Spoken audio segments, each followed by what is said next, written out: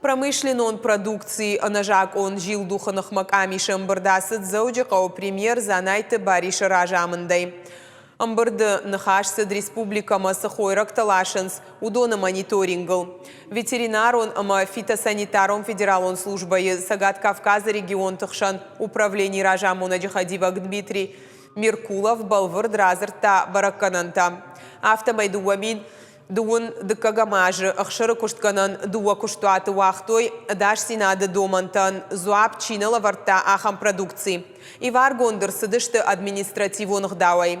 Саштарт сау ветеринарии абажмадар. Да доманта кайне хашткотой. Уйтыхай барнон куштуат рафышта арта административон коттаджы. Занайты бариш бабар кота зуабдат администрадан ваварма баштона эркашын.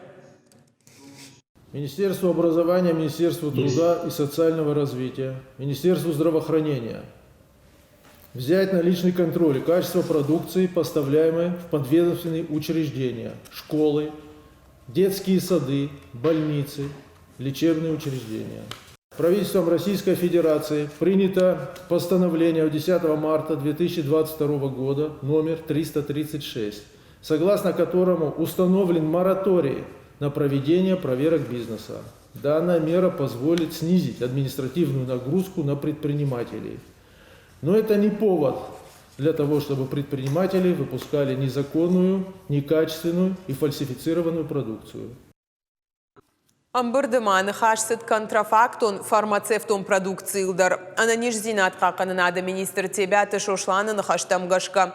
Адамы ахам хоштай бақа қаныны тұхай хашткон сауы хошты маркировка жағға.